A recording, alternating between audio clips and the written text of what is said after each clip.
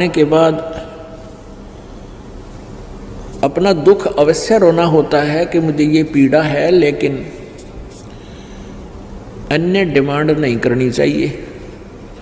जैसे डॉक्टर के पास हम जाते हैं, उसके पास अंडर ट्रीटमेंट होते हैं, तो डॉक्टर को हम अपना दुख तो हम बता सकते हैं कि जी यहाँ पीड़ा है, ऐसा दर्द है, ये तकलीफ है।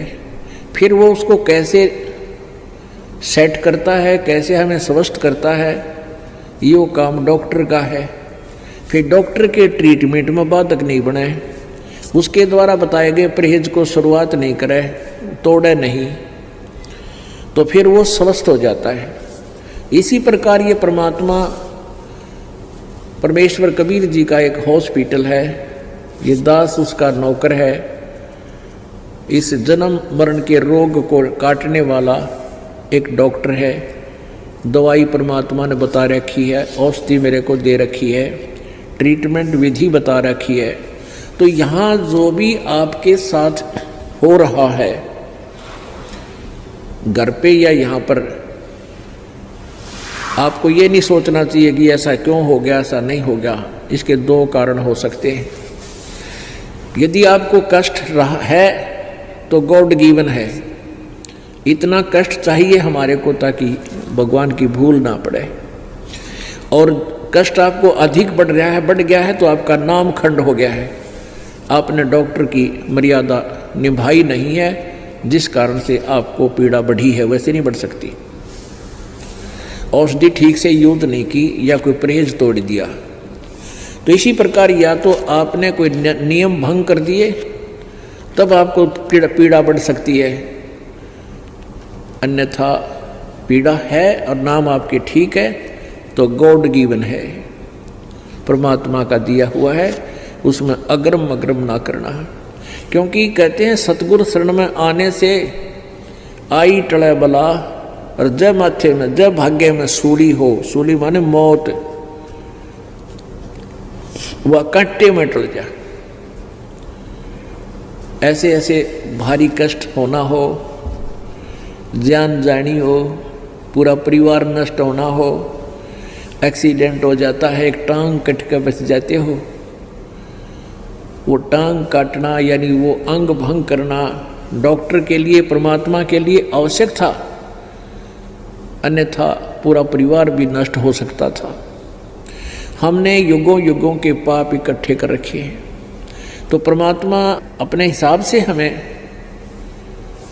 जो है ट्रीटमेंट करेगा, हमारी हर तरह की सुविधाएं प्राप्त कराएगा, हमारे प्रारब्ध के कर्मों को काटेगा, निकालेगा, खत्म करेगा।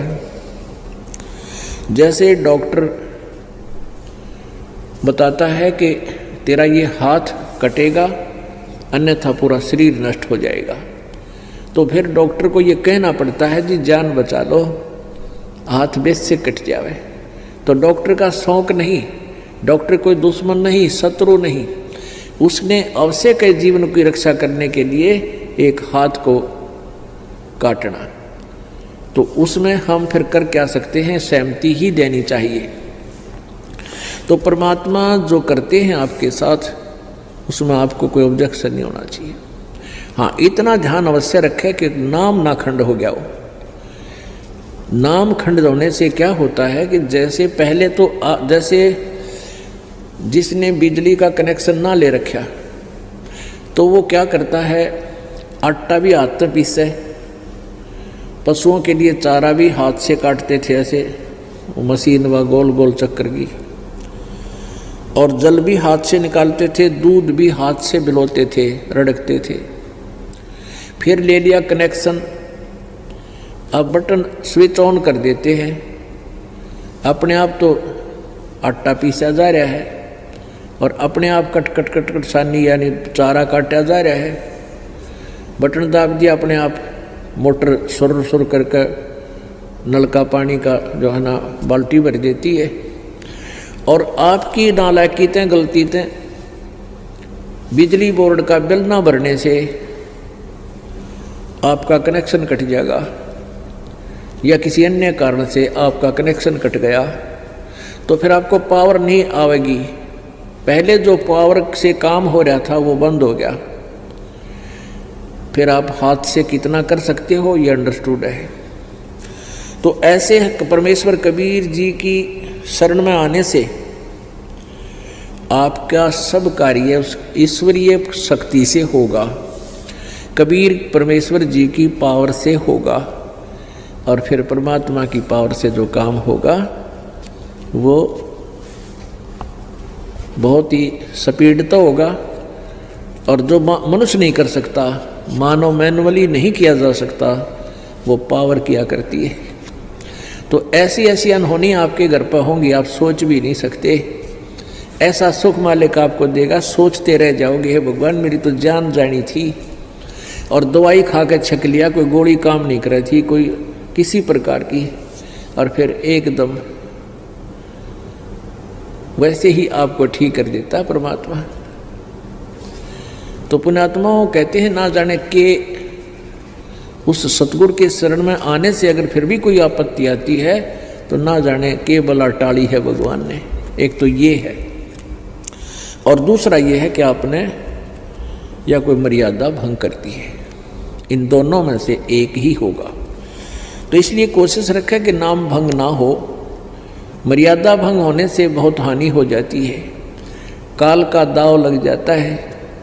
परमात्मा कहते हैं, जब लग हंसा हमरी आना, और काल लगे नी तेरा बाणा। आय हाय, कितनी प्यारी बात कही है। कबीर परमेश्वर कहते हैं, उस काल को कहा था जो यहाँ का मालिक है, ब्रह्म है, जो हमें यहाँ दुखी कर रहा है, पीड़ रहा है, गुमराह करके फंसा रखा है, उसको कहा था कि जब तक हंस मेरी आत्मा मेरी मर्यादा में रहेंगे, मेरा नाम खंड नहीं होगा, तब तक तो तेरा कोई तीर मेरे भक्त पर नहीं लग सकता, तो उसको किसी प्रकार दुखी नहीं कर सकता। तो काल ने कहा था, प्रभु जो नाम खंड कर देगा विलिंगली, तो उसको तो मैं नहीं छोड़ूंगा। तो परमात्मा ने कहा था, भाई जब लग हंसा हमरी आना, और काल लगे नी तेरा बाना। कहे कबीर सुनो धर्मराया, हम शंखों हंसा पद परसाया।